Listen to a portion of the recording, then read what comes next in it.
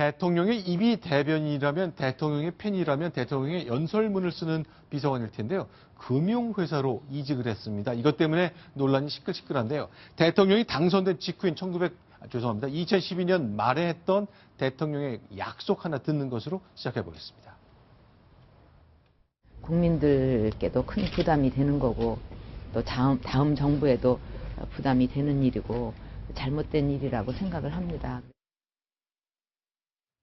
자, 길진구 기자. 자, 청와대 연설기록 비서관이 금융회사로 갔거든요. 공공기업이거든요. 이것 때문에 좀 시끌시끌합니다. 일단 어떤 내용인지 좀 정리 좀 해주십시오. 드디어 올 때가 온 것 같습니다. 지금 박근혜 정권이 출범한 지 4년이 되지 않았습니까? 각종 네. 공기업 임기가 감사 등 이제 인사들의 임기가 2년입니다. 네. 이제 4년이 됐기 때문에 올 연말 되면 또 대거 물갈이가 시작되는 시점이 됐고요. 네. 지금 조인근 전 청와대 연설기록 비서관이죠. 네. 정확한 명칭은 연설기록 비서관인데 이제 대통령의 연설문을 작성하시는 분인데요. 이분이 전혀 관계없는 한국증권금융이라는 금융회사의 감사로 선임이 됐다고 오늘 최근 보도가 됐습니다. 네. 그러면서 갑자기 이제 정계랑 관계에서 드디어 낙하산 인사의 시즌이 돌아왔구나. 임기를 1년 앞둔 청와대 주변이나 여당의 여권 인사들이 대거 정권을 마치기 전에 뭔가 돈을 벌기 위해서 내지는 조금 더 안정적인 직장으로 다 옮기는 것 아니냐. 이 신호탄이 올랐다. 이런 해석이 나오고 있습니다. 자, 서강대학교 국문학을 졸업했으니까 박근혜 대통령의 서강대학 후배가 거고 광주 일고를 졸업한 광주분이군요. 그런데 2004년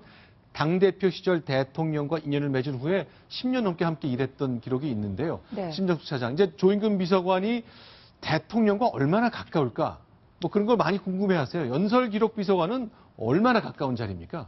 대통령의 한마디로 직접 나가는 워딩 하나하나, 단어 하나하나까지 다 고르는 그런 한마디로 이비자 팬이라고 할 수가 있겠고요. 한 10년 넘게 대통령 메시지를 담당을 했기 때문에 인상에 많이 남는 박근혜 대통령 연설들 많이 기억하실 겁니다.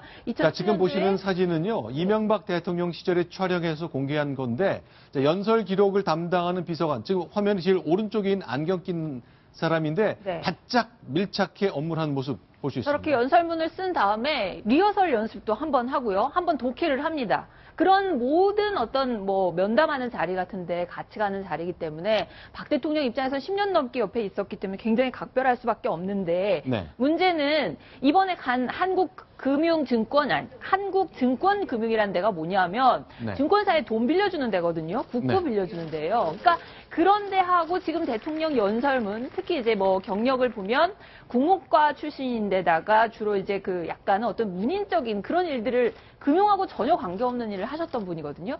그렇기 때문에 이거 정말 너무 뜬금없는 낙하산 인사 아니냐 이런 비판을 또 박 대통령께서 하셨던 말씀도 있기 때문에 네. 지금 비판을 사고 있는 것 같습니다. 네, 저희가 오늘 저희 카카오톡을 통해 김승연의 뉴스탑10과 친구를 맺은 저희 시청자 여러분 14,000명 정도 계신데요. 그분께 한번 여쭤봤습니다. 10년간 데리고 썼던 사람을 과연 일자리를 주는 것이 어떤지, 낙하산으로 보는 것인지 아니면 그럴 수 있다는 것인지 많은 분들이 다양한 의견을 주셨습니다.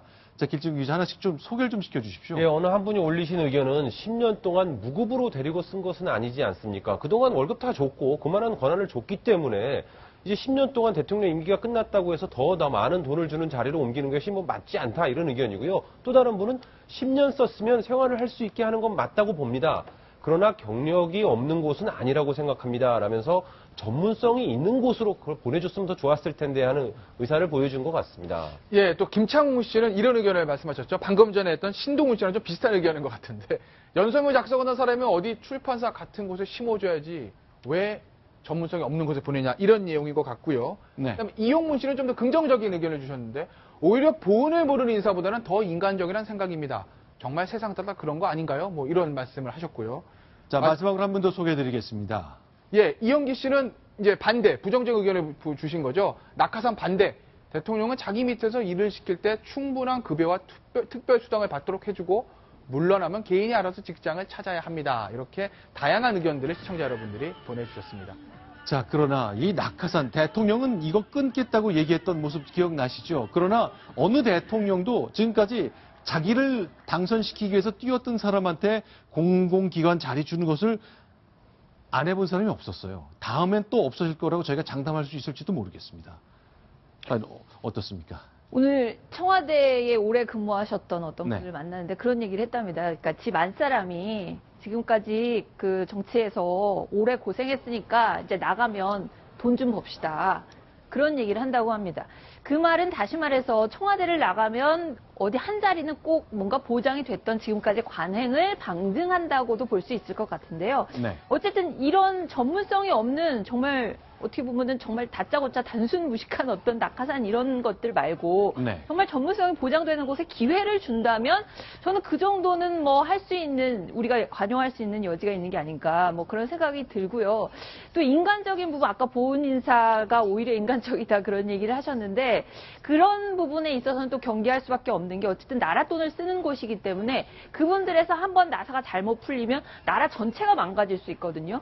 그런 것들까지 좀 감안을 해서 고위공직자에 있는 분들은 마음이 아프더라도 약간 냉정할 필요가 좀 있지 않나 그런 생각이 좀 듭니다. 근데 하지만 지금요, 안철수, 문재인, 김무성 등등 다음 대선에 출마할 모든 사람 주변에서 이른바 캠프라는 게 만들어졌잖아요. 거기에 참여하는 분들은 다 나에게도 저런 자리 기회가 있지 않을까 다 그렇게 생각하는 분들 많지 않습니까? 안타깝지만 사실입니다. 지금 현재 뭐 과거와 같이 대선을 통해서 집권을 했다 그래서 뭐 돈을 준다거나 네. 어떤 무슨 이권을 준다거나 이런 것이 네. 불가능하기 때문에 사실상 자리로 그 혜택을 돌려주거든요. 네. 근데 분명히 잘못된 겁니다. 왜냐하면 나라의 문제 뭐 이런 걸 떠나서 저 자리에 적절한 인사가 있을 거고 저 분야에서 수십 년 동안 일해서 저 자리를 보고 열심히 일했던 사람들이 있을 겁니다. 근데 갑자기 네. 하늘에서 낙하산으로 떨어지면 그분은 도대체 어디 가서 그 억울함을 호소해야 되는 건지 네. 정말 적절한 기회를 주고 그에 걸맞는 자리를 찾아주는 것은 상관없습니다만 전혀 뜬금없이 일했다는 이유만으로 어떤 뭐 몇 억의 자리를 그냥 전문성도 고려하지 않고 네. 이렇게 던져주고 하는 것은 뭐 의리고 인간성이고 이런 얘기 하지만 그것은 잘못됐다고 생각합니다. 알겠습니다. 박근혜 대통령 자신의 연설문으로 10년 넘게 썼던 조인근 전 비서관을 한국증권금융의 감사위원회 자리에 임명을 했습니다. 대통령이 직접 한다고 봐야 될 겁니다. 절차는 따로 있겠습니다만 결국 낙하산 관행 관련해서 다시 한번 관심을 갖게 됩니다. 임기 이제 1년여 좀 남았거든요. 앞으로 인사 계속 반복될 텐데 저희가 계속 지켜보도록 하겠습니다. 이번...